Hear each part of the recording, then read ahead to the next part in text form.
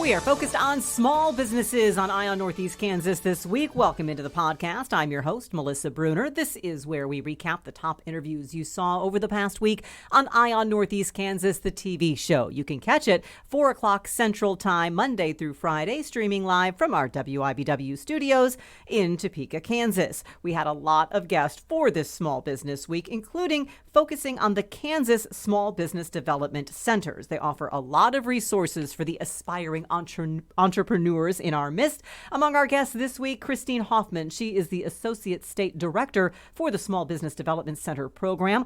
Jessica Horton joined her. She is Director of Washburn's Small Business Development Center. And Ben Shears is Fort Hays State University's Vice President for Economic and Workforce Development.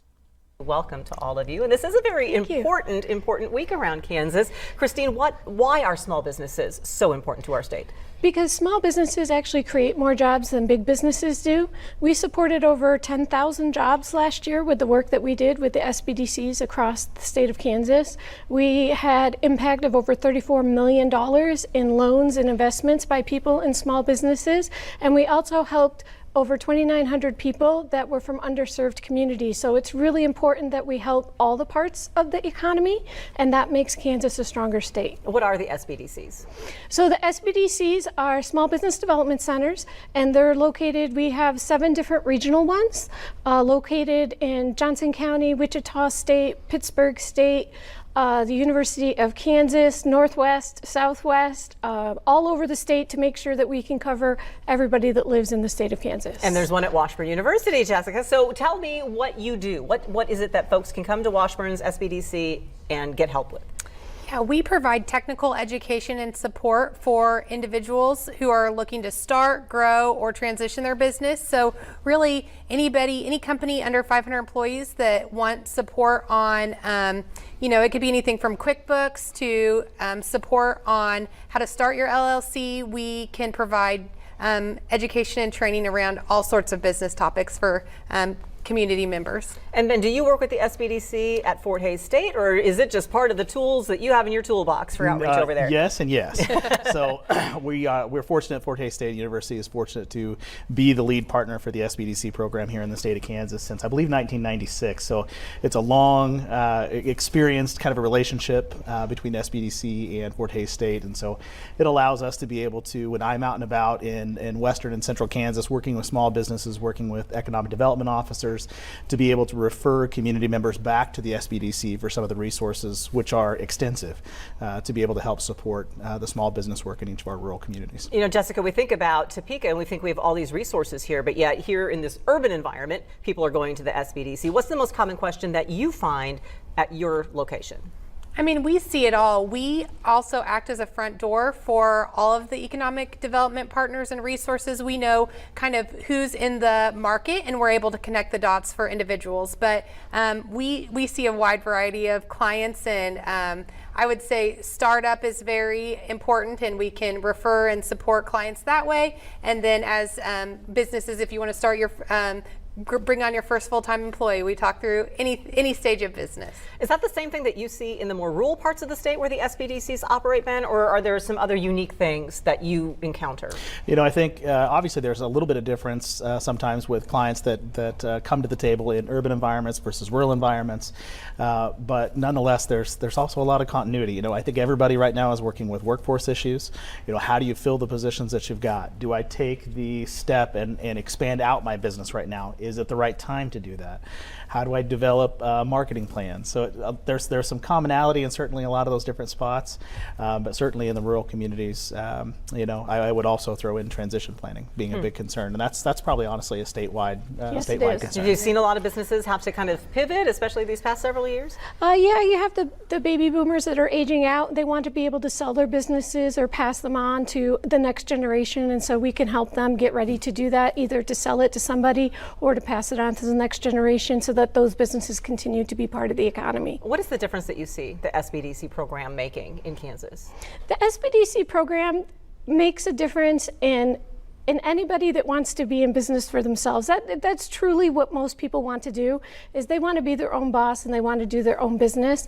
But we'd like to remind them that we can help them grow their business, we can help them sell their business, we can help them on all stages of their business. It's truly bottom line that you don't know what you don't know, and it's not really as easy as it seems. Everybody thinks, I'm going to own my business, and then you kind of fall flat. Yes. So you guys have the help there.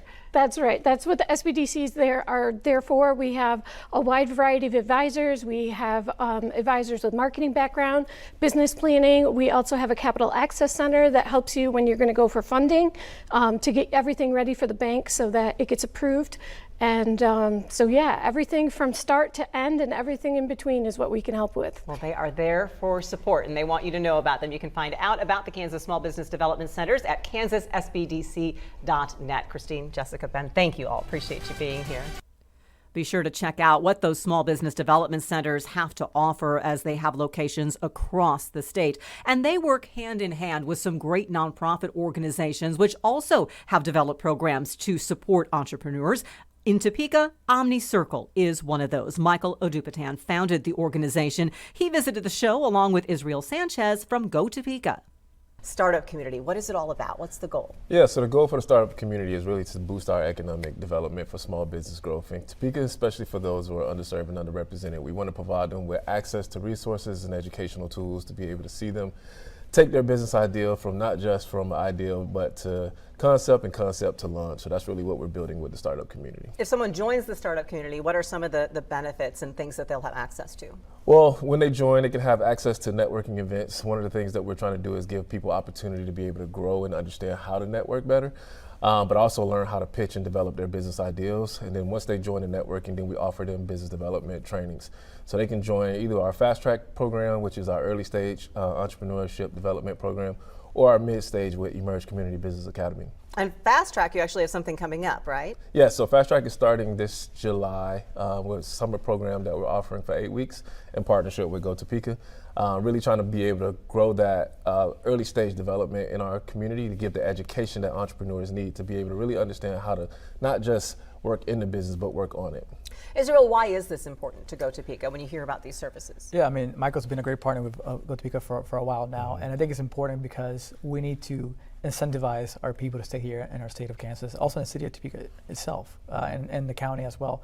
So by having these classes, by having resources, by having a startup community and other partners that we have also, it just creates an environment people want to stay here, build here, and grow here, and that's what we want. What are the challenges that you find that entrepreneurs are running into? People come to you and they say, okay, Go Topeka, I want to start a small business. Then what? Honestly, funding obviously is a big one, but also information, knowledge, which is where the classes come in. A lot of people have an idea, but they don't know where to start, who to go to, who to talk to, what's a business plan, how do I get that started, where do I get my money from? So having just information and funding, those two pieces are actually really important. That's why we see a lot of them. And so someone comes to the startup community or goes through Fast Track. What is the difference that you're seeing already in maybe the success rate or in people actually being able to get the concept from in their head? Giving them the business knowledge, and I think that's also boosting confidence within the entrepreneurs as well. And how important are these small businesses in our community?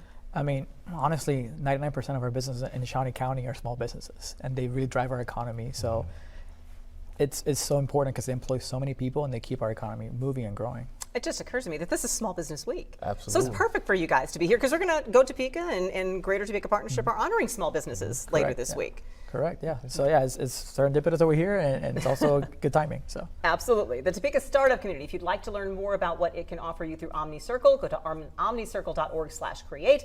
And Fast Track, there's a cohort that starts May 31st. Is that correct, or was I told incorrectly? That starts June 7th. Okay, June 7th. All right. Sign up by then, I guess, yes, is what we're saying here. So go to deadline. omnicircle.org/fast track. You got to sign up before that day if you want to take part to the sessions that are starting in June. A lot of great information. Michael, Israel, thank you both. Appreciate you. Absolutely. Thank you so much. You can check out those variety of programs from Omni Circle on their website. We have the link on WIBW.com. We also welcomed Kansas Insurance Commissioner Vicki Schmidt to the studios this week. We are headed into storm season. In fact, it's already here. Some folks have already seen some very damaging storms move through their areas. Vicki Schmidt talked a bit about what insurance companies have had as far as claims during storm season last year. She also looked at how we can be prepared for it. And we asked her about some new laws on the books that could ultimately save you money on your insurance rates. Welcome to you. Thank you. Always a pleasure to sit on the red couch. Well, we did just wrap up the legislative session, so it's time to kick back and relax a little bit because your office was very busy. Several new laws that you had supported will be taking effect. What are some of those things that we can look forward to?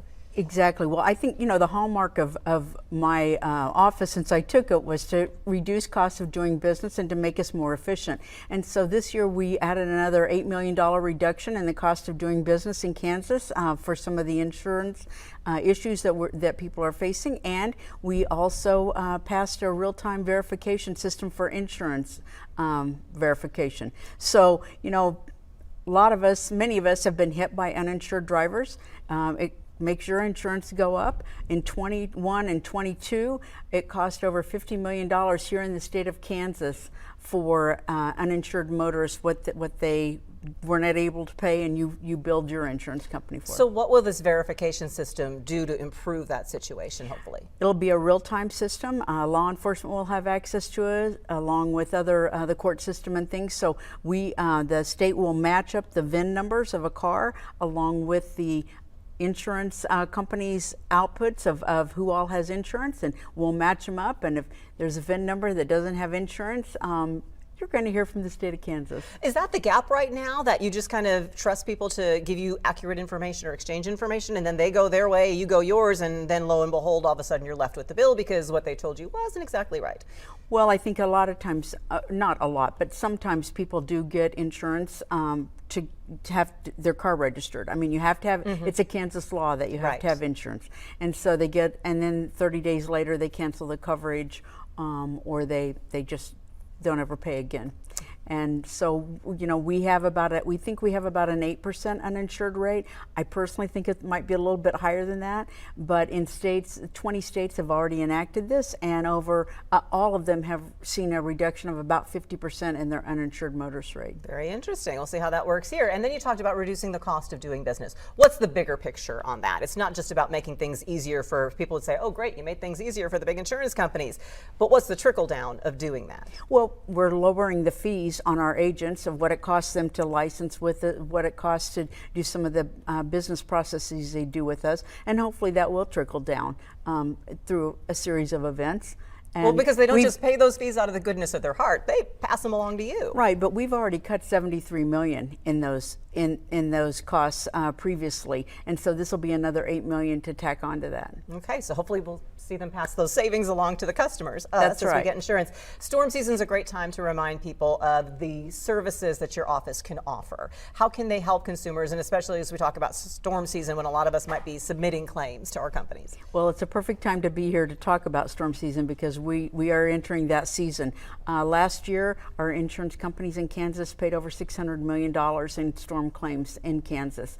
And so we encourage you to check your policy, make sure you know what's covered and what's not covered, do a personal inventory. We have tools on our website to help you with that, but you can also take a video or take a picture of each room in your house to help you remember what's there, because if your house is damaged, you might not remember all the little things. But we're always available to help. We've returned about $145 million since I came into office back to Kansas consumers through the insurance process. And so if you're having a claim, if you're having trouble with a claim with an insurance company, please give us a call, 785-296-3071. You can find us on the web. You can We've find got us the information, easily. yes, so with the phone number, if we can put that up again, 785-296-3071. Complaints can go to kdoi.complaints@ks.gov. And then, of course, their website with a lot of those resources you talked about, putting the inventory list and all of that together, insurance.kansas.gov. A lot of those things are online. So many things are there to help. Okay, I've got you here, so I do need to ask. This is the time of year when we start asking folks to look ahead to their futures. And so next year, not this November, but next November are the statewide elections. Are we going to see your name on the ballot, and where might we see your name on the ballot? I think you'll see I'm pretty sure you'll see my name on the ballot. I can't go to the grocery store without somebody asking me if I'm going to run for governor. I am considering it, and there's a lot to think about in making a jump like that. But I wake up every day and I love the job that I have right now, and I think we really make a difference in people's lives. But I'm considering it, and I think it's really early still, and so I'm not prepared to make an announcement of any sort right now. But I will keep you posted. How's that? That sounds good. And the announcement she did make: call the Consumer Protection Division, the Consumer exactly Division right. of the Insurance Office. Vicki Schmidt, always a pleasure. Appreciate you being here and reminding us of those resources that are available. Thank you. Thank you for that. Again, all of those resources are on the Kansas Department of Insurance website, including that all-important checklist. How can you keep that record of what your property is to make things a whole lot easier should you ever have to go about submitting a claim? The Shawnee County District Attorney's Office has been quite busy. We've received many news releases from DA Mike Kage over the past few weeks, a lot of them having to do with some homicide cases that have reached resolution. He joined the show to update why we are seeing all that activity. It has been busy. We saw several homicide cases come to their culminations here over the past couple of weeks. How much has that been tying up your office staff and focus on those more serious crimes? It takes a significant amount of time and resources, but those cases are handled by our major felony team, and we've talked about them in the past. It's our most senior prosecutors, our most experienced people that are handling those cases, homicides, sex offenses, and the like.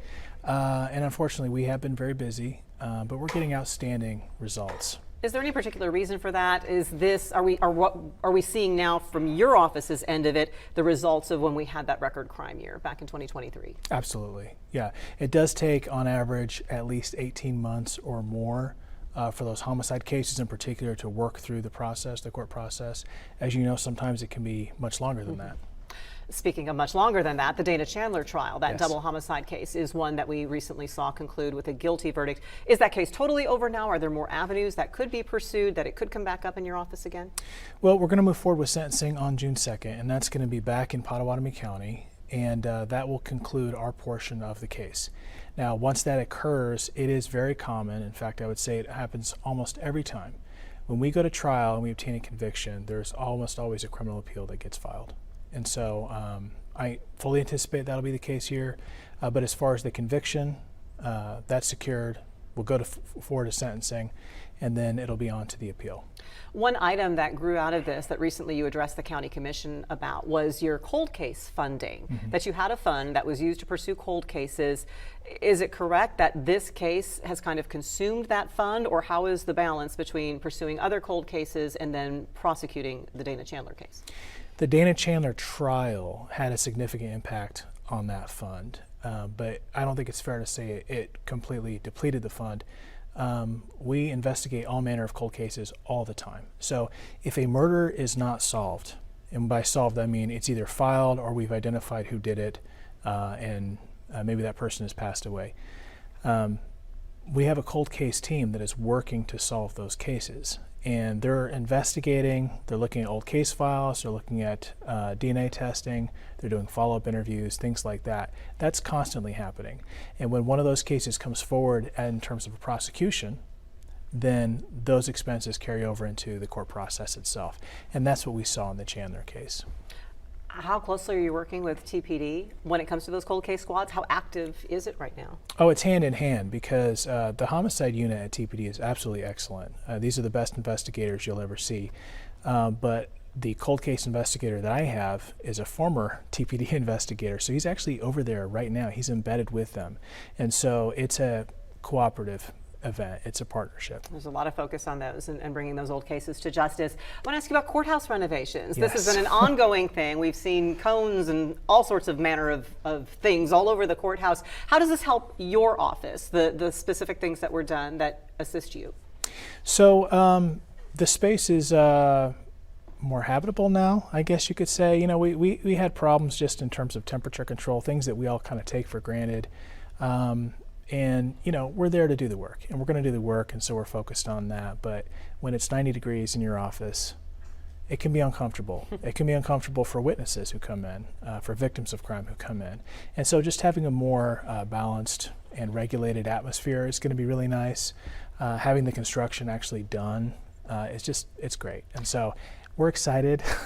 We're ready to just continue our work and enjoy the new space. One element of the renovation has been adding some courtrooms and bringing some courtrooms up to date. When it comes to what you do, we've been talking for 5 years about the backlog that still has been created by COVID when you all had to shut down and things had to move a lot more slowly. When you have more courtrooms and a backlog, how does this help you maybe catch up and help victims and witnesses get justice, remember what it is that they have to testify about? Well, I think the renovations themselves actually affected the backlog in a different way, right? Because courtrooms were shut down. So when courtrooms are shut down, they're not available to maybe schedule as many trials as you want to maybe have as many court hearings. And so the court had to be creative in their scheduling. And, of course, we have to go wherever the hearing is set. And so that had an impact. But knowing that we're really just finishing up this whole process, it's very exciting for us, just as people that work in the courthouse every single day. I know the courts are excited, and I think everyone will benefit from it. Juries that come in and serve victims and witnesses that have to come and testify, everyone's going to be the beneficiary. And I guess I was looking at the moving forward, now that they're all back open and you have more of them, kick it into high gear. Yes. That's exactly what we're doing. We never slow down. We're always busy. All right. Mike Hagay, Shawnee County District Attorney. Appreciate the update. Thanks, you. Melissa. Always busy around the Shawnee County District Attorney's office. We appreciate Mike Hagay taking a few minutes to get us all caught up. Not just small businesses and crime and courts we're focused on this week. There is also a lot to be said about mental health awareness during May, Mental Health Awareness Month. We have guests discussing a few issues surrounding that and how you can help your friends and loved ones feel supported when Eye on Northeast Kansas, the podcast, returns.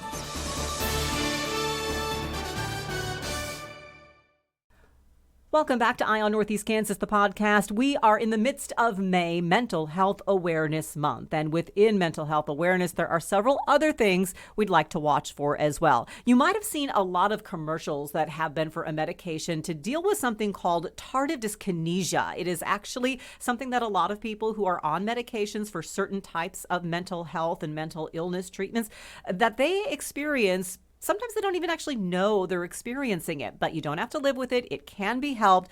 Isaac Johnson from NAMI, Kansas, visited to help us during what is Tardive Dyskinesia Awareness Week. What is tardive dyskinesia? So tardive dyskinesia is a movement disorder that is specifically caused by antipsychotics. So it's kind of like Parkinson's. It's not the same thing. They're different conditions. But tardive dyskinesia, again, is movement. So you may have weird movements in your face, in your arms, your body, your legs, and it's caused by that prolonged use of antipsychotics. Normally people who are experiencing it don't necessarily know that they're moving oddly. But they can't control it. Just the chemicals in their brains aren't working quite right, so they're just making all these movements that aren't, What are the conditions that we're talking about that people might be taking these medications?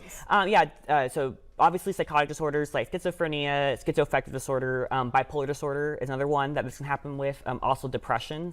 So for instance, things like Abilify, which is an antipsychotic, low dosages that can be used to treat depression. So even if you take 5 milligrams of Abilify for 3 months, like I did for a while, that still increases your chance of developing it. It's not a guaranteed chance, but you have that chance that it could happen. So obviously people don't want to be just randomly moving. If they're aware of it, it might draw attention, so they might feel uncomfortable about it. But what is the danger in stopping and not taking the medications? Yeah, we don't want you to stop. Firstly, stopping the medications isn't going to make the tardive dyskinesia stop. So those are movements you're going to have for life now, right? So if you just stop taking your meds, not only are you not going to stop the movements, but now those unwanted symptoms are going to come back. So we don't want you to be having a psychotic episode or a major depressive episode or a manic episode, whatever that might look like. We want you to stay on your meds, and there are other options you can do to help with those movements. And the message that you're trying to spread is, yes, that there is help for the actual TD. What can be done to help it? Yeah, so there are medications out there that can help control those movements. So some of these medications are put out by Neurocrine, who we are partnering with to promote Tardive Dyskinesia Awareness Week. So if you suspect that maybe you have it or you're a bit worried about it, you can go to your doctor and just talk about it and get prescribed that medication if that's what's going to work for you. So you might go talk to a neurologist or something along those lines. What are some other things that people maybe should be kind of watching out for to make sure that they're addressing the TD along with what their illness is? Yeah, so TD, again, it's not like you're guaranteed to develop it. It's a pretty uncommon occurrence. It tends to develop in older adults, so usually adults age 50 and up are more at risk of developing it. If I remember correctly, women are more likely to develop it, and also African Americans are more likely to develop it as well. So just keeping mind on those specific demographics, just keeping mind on things like your stress level that can also impact how certain symptoms are playing out, how maybe your tics are playing out. But again, just making sure you're working alongside your psychiatrist, your general practitioner, whoever that is, to make sure that you are getting the medication you need, the treatment you need to treat any kind of distressing symptoms you're experiencing. So don't just live with it. Don't just live it. You don't have to. If you don't need to, don't do that. Just go out and talk to a doctor, get that medication. Go online, learn more about it, whatever that might look like. Well, we have some places you can go online to learn more about it. Funny you should mention that. You can find resources during this Tardive Dyskinesia Awareness Week or anytime at NAMI Kansas, plus a lot of resources for mental illness and mental health at namikansas.org. Neurocrine, who Isaac mentioned, they are partnering with. Go to neurocrine.com/TD-awareness. And of course, a whole variety of mental health resources are available at WIBW.com/Hear Me, See Me. Isaac, thank you. Always appreciate you coming here and sharing this with us. Thank you, Melissa. Big thanks to Isaac for filling us in on that. Remember, NAMI Kansas has a lot of resources that can help you out, depending whether it's tardive dyskinesia, whether it's something else you're struggling with. Maybe you need to find a support group or a place to get care. Reach out to NAMI Kansas. They can get you connected. Isaac has always said, that's my job. That's what I do. He can talk you through it, walk you through it so that you don't quite feel so alone. What can you do? How can you spot mental health struggles in your friends and loved ones? That is what Mental Health First Aid is all about. Mickey Bircher with Vallejo Behavioral Health in Topeka has visited with us about this topic several times, and they have another community mental health first aid session coming up. Mickey was on the show to let us know and remind us what these classes are all about. It is Mental Health Awareness Month in the month of May, so this is fabulous timing for this class. I bet that was by design to have this class in May. Yes, we always like to offer a mental health first aid class in May for Mental Health Awareness Month. Mental Health First Aid, what exactly is that? Mental health first aid is a kind of class setting that is designed for the average person to be able to notice signs and symptoms that someone that they know or care about might be having a mental health challenge, and then we teach what to do if you notice these signs or symptoms throughout different stages of a potential mental health challenge, and that would include things like our algae action plan, which is kind of a step-by-step guide, as well as how to connect people to resources and what resources they can actually connect someone to if they're having a mental health challenge. Now, this isn't like you are training an entire community of therapists. We're not going to be a professional counselor when this is all said and done. But why is it important for everyone to maybe have these skills, this skill set? Yeah, so you talked earlier about we kind of know what to do for if someone's having a heart attack, right? If we think someone's having a heart attack, we know we call 911, maybe we administer CPR, and lots of people are trained in how to provide that CPR. Mental health first aid is kind of the same concept. The more people who know how to respond to a mental health potential emergency or challenge, if we can get it before it gets to the emergency stage, then the more likely that we are going to get people in to get the help that they need prior to it developing into a more severe mental health challenge. So it's really all about early intervention and teaching people how to help before it can elevate into something bigger. You mentioned that acronym, the algae. Yes. Which I always think, is that the stuff that's growing on the water? But no. What does that stand for? Yeah. Real quick. The Algae Action Plan. Oh gosh, I'm going to have a brain fry here. We'll come back to the A because I am having it. But L is listening non-judgmentally. G is giving reassurance and information. The first E is for encouraging professional help. The second E is for encouraging self-care and alternative support strategies. And we'll loop back to that A because I just had to get into teacher mode, which stands for assessing the situation and then approaching and assisting. Absolutely. So when we assess, are you talking about just stepping in right away? Or I guess how aggressive should you be when you think someone might be having a problem? I think that really depends on your relationship to the person, first of all. But part of assessing is figuring out whether we're in a crisis or not. And so if we're not in a crisis situation where somebody needs help right now, we can take a little bit of time to assess the correct way to approach and when is a good time to approach and what is the appropriate manner in which we approach. So how aggressive kind of depends on the severity of the signs or symptoms we're seeing. But I think in most cases, day to day, you're not going going to be immediately stepping in and trying to use your mental health first aid toolkit. You're going to be gathering information, looking for signs and symptoms, and then finding the right time to address it. A toolkit, I think that's a great way to describe it, because it's not like you're going to barrel in there and change the world on day one. It is an all-day class, but who do you suggest should take this class? So this particular community course is an all-day course from 8 to 5, and that's because it's tech-free. So you don't have to have a computer, you don't have to do anything before you show up, you won't have to do anything when you leave, you're going to do it during that class time. I really honestly recommend it for anybody. I know that sounds kind of trite, but this is for the average person. So if there's anyone in your life that you think has a mental health challenge, or even could in the future have a mental health challenge, it's a very useful tool. Again, just like CPR, the more people that have this information, the better. So Absolutely. I'd recommend it for anyone. And that's why we have it up on the screen right now, so you can get that QR code if you would like. The free community class runs 8 a.m. to 5 p.m. Thursday, May 29th at Vallejo Behavioral Health's main office there at 330 Southwest Oakley. An email address right there to register if you don't get the QR code, MHFA, Mental Health First Aid, at VallejoTopeka.org. Very important information, important skills to have. Nikki, appreciate you coming here and letting us know about it. Plan to attend at the end of May. Thank you. These community classes are free. Vallejo also offers a service where it will go out and they can give these presentations to organizations, to businesses. Just reach out to Vallejo to find out what kind of fees might be associated with that, and keep an eye out. If you can't make this community mental health first aid session, you can, of course, they'll be offering these periodically. Just keep watch for when one might work out with your schedule. This is also Relay for Life season. The city of Topeka, Shawnee County's Relay for Life is coming up. It is right around the corner.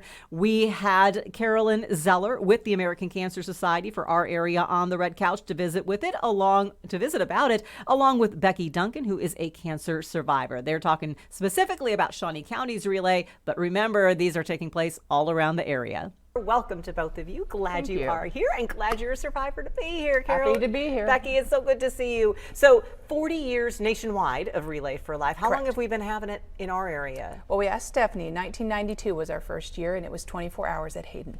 I remember those 24-hour ones. Those were ridiculous.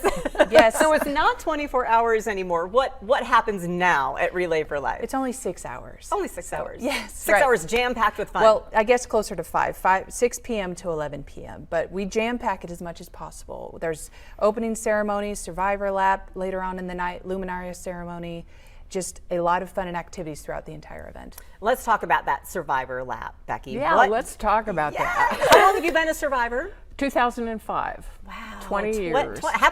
Happy cancer-free anniversary. I mean, that's fantastic news. What type of cancer was it? Breast cancer. Breast cancer, okay. But Relay is my event. I support Making Strides Against Breast Cancer and donate to it and encourage people to go. But Relay for Life is the umbrella that covers everybody. And my mother, who was a cancer survivor, a breast cancer survivor in the early 70s, had radical mastectomies because that was all they knew to do.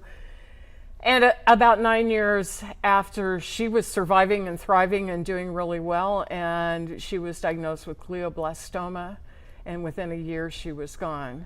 So I tell people all the time, Relay is my event because there's more than breast cancer out there, and this is the umbrella that hits all of it, and cancer doesn't care that you fought it and beat it once. It'll be happy to come back and get you again. And we don't want to welcome it if it does that. We have some video of last year's event because it starts with the survivor lap. Becky, tell us how much this means. You know, when I first heard about the survivor lap, I thought, well, this is going to be corny. And I am a cynic. Carolyn knows I'm a cynic. And I was surprised because I finished the first lap in tears because it's very meaningful to look around. And of course, I have on a green shirt today, but I'll be wearing a purple shirt because that's the color for survivors. And you look around and see how many people are surviving this very deadly disease, and it gives you hope. Mm-hmm. And that's what we're all about, is hope for a future without cancer. And as much as it's about hope, equally special is the luminaria ceremony. Tell us about that, Carolyn. Yep. My favorite part of the event, it's powerful. We turn off all the lights in the stadium. The only lights on at that time is our luminaria bags. There's little tea lights, battery operated candles, and the bags are all decorated in honor or in memory of a loved one. And then There's a speaker, there's laps, there's quiet music, and that's, you know, the part of Relay for Life is celebrate, remember, fight back, and that's the part where we remember everyone that we've lost, those that are still fighting back against their cancer, and it's just really powerful. Can you sponsor and dedicate a Luminaria bag online? Absolutely. We ask for a $10 donation. $10 donation. Line that track. It's going to be at Hummer Sports Park this year. The Relay for Life, Shawnee County. So this information is specific to Shawnee County. How many relays are there around the area, if you had to guess? Silver Lake has one at a different time of year. Yep, the other closest ones to us is Douglas County, Lawrence, and they're June 6th. Leavenworth has one in October. So we've got 4 or 5 in our Northeast Kansas area that we do. First up, though, is Hummer Sports Park, May 16th, 6 to 11 p.m. I believe David, I think, is going to MC part of the evening. Yes. David Oliver will be there. If you would like to register or donate, go to relay.org/TopekaKS. That generalrelay.org is where you can search for a Relay for Life in your area. Carolyn, Becky, thank you both so very much. Thank you for Appreciate you having being us. here and sharing. Relay is so very special. That's May 16th at Hummer Park for the Shawnee County Relay for Life. There are several relays all around Kansas. Probably, if you're not in Kansas, around your communities as well. Just head to the Relay for Life website. You can do a search for a relay in your area, taking steps in the fight against cancer. Oh, so very important. Remember, you can see the videos from these segments and with all of our guests that visited the studios for Eye on Northeast Kansas on WIBW.com. You can also find the links along with our studio selfies when you visit my Facebook page, WIBW Melissa Bruner. Always be sure to click like and follow and subscribe to these podcasts wherever you may be. So glad you could be along. Until next time, we'll see you on the red couch.